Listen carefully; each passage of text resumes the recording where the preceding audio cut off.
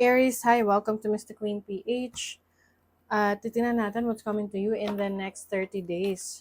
From the time na mapanood nyo ang reading na to, dahil ito ay isang timeless reading, anytime na mapanood nyo to as long as makaka-resonate kayo, this reading is for you. Okay, let's see what's coming to you in the next 30 days, Aries. Co-create. So, you are going to collaborate with others. Meron ka mga taong kakausapin, maaring may mentorship, may training, merong magtuturo sa'yo, coaching, ganyan, na magbibigay sa'yo ng mga bagong inputs, ideas, advice on how to do things right. Yan. So, maaring may ikukonsulta ka. Lalo na kung may negosyo ka ngayon, may gagawin kang project, maaring magkukonsulta ka sa mga expert, sa mga taong may alam na. Time for a nap. So, I think in the next 30 days, you will also focus on fixing your sleeping patterns, sleeping habits, no? Pwedeng natural yung gagawin mo na merong mga tea, no? Mga tsaa na naiinom, mga herbal tea na nakakatulong talaga para magkaroon ng maayos na sleeping habits. Yung iba, pwede iniinom sila na parang, ano ba to? Melatonin, ganyan. You also have poised. So, iba sa inyo, mas confident kayo ngayon. In the next 30 days, maaring may inaayos rin kayo sa inyong sarili, may ini-improve kayo sa inyong sarili, pwedeng sa physical ninyo, physical appearance, the way you carry yourself, yung pananamit ninyo. Maaring yun din yung hinihingi nyo na mentorship or gusto nyong meron magturo sa inyo kung paano mas mag-ayos ng maayos. Okay, let's see what else. Oh, you have the sun. Happiness, energy. So, mataas ang energy mo in the next 30 days. You will do a lot of things. Kaya kailangan din ma-manage mo yung tulog mo in the next 30 days. You have temperance, healing. So, kung yung iba sa inyo, kayo ay nagkasakit, so i-regain ninyo yung inyong lakas. You have the Page of Pentacles. Meron kang i-improve na talent and skills mo. Kasi talent natin, ayan, halimbawa, may talent ka sa pagkanta. Siyempre, para mas ma-polish mo pa yan, mas mapaganda mo pa yan, kailangan rin ng practice, ng training. So, yun yung ima-master mo. Merong talent na ima-master. Yung iba naman may sisimulan kang, it's gonna be a new opportunity sa trabaho, sa career mo, na matagal mo nang hinihintay na darating na. You have the High Priestess, so this is wisdom. Mas ka ngayon, mas malawak ang pananaw sa buhay. And yung iba sa inyo, tahimik lang kayong tumatrabaho. Oo, you are working in silence. Na hindi niyo na kailangang ipagsigawan sa mundo what's going on sa buhay ninyo.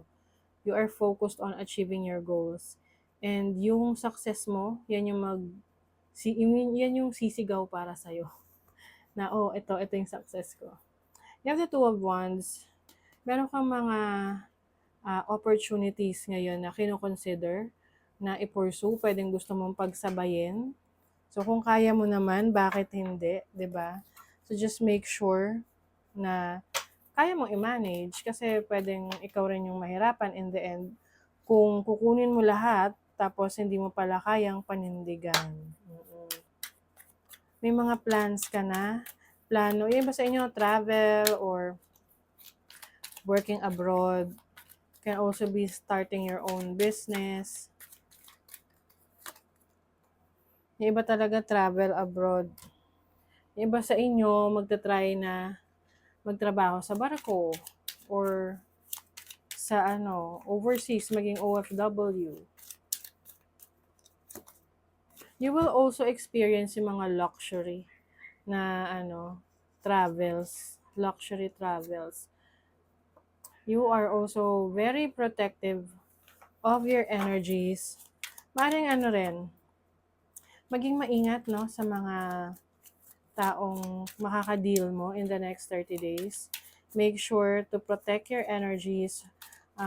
Double check lahat ng mga sinasabi sa'yo, yung mga information, i-validate mo muna.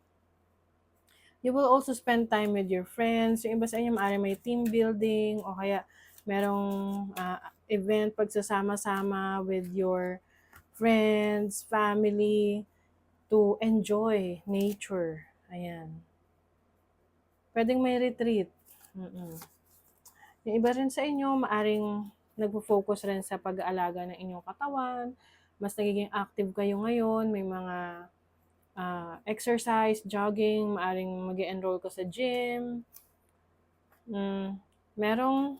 May wish fulfillment dito. May wish kang matutupad. Wish granted. Pwede rin magkakaroon ka ng brilliant idea. Like, masasabi mo na, wow, ang ganda nung idea na yon, gagawin ko yon. This can be a business idea or a creative idea. Yes, you're going to have time with your friends. Lalo na kung ikaw ay single o kaya galing ka sa isang separation. You are going to make time for your friends to have fun. Yung iba sa inyo, if you're looking for a partner, romantic connection, may potential, no? Na maaring may makilala kayo. The moment na mag-travel kayo or you go out or party with friends or go out with nature, hindi pong nakilala mo sa Siargao o kaya sa Boracay. Or somewhere, a place na doon ka nagbakasyon.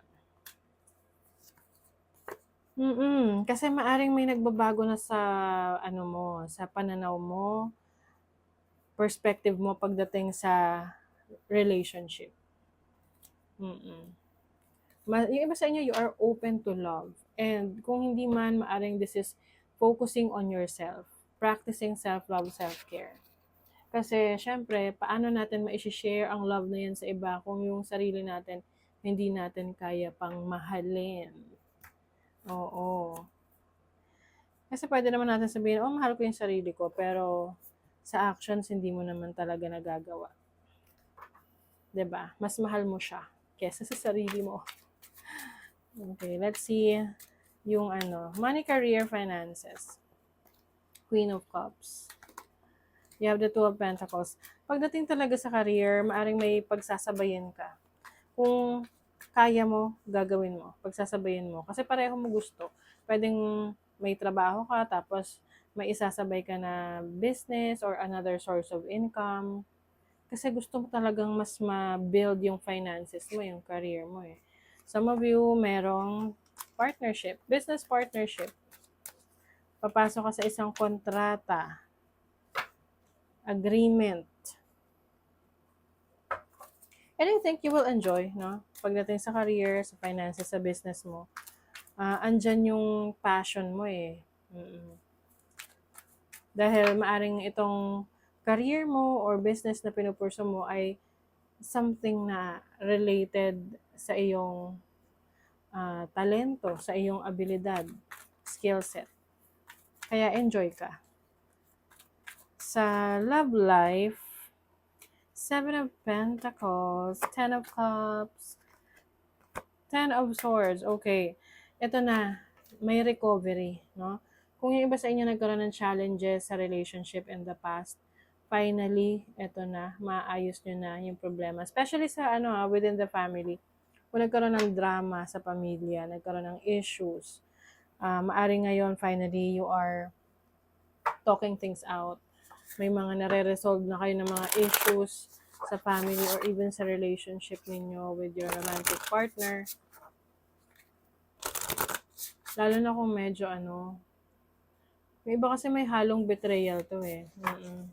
Mahirap rin kapag may betrayal kasi mahirap niyang kalimutan. But I think yung iba sa inyo, for the longest time, you've been waiting for this moment na finally maayos. So maayos naman. Lioness, you've earned all your stripes. Yes. Kumbaga, yung mga, para tong ano scars, no? Yung mga sugat natin. Yung mga peklat, ayan. Simbolo yan nung strength natin yung confidence rin natin na harapin yung mga challenges sa buhay. So, yun yung isi-celebrate mo. You're going to be proud of your achievements and also yung challenges na nagbigay sa'yo ng life's lessons. Okay? So, that is your reading, Aries. Thank you so much. See you again.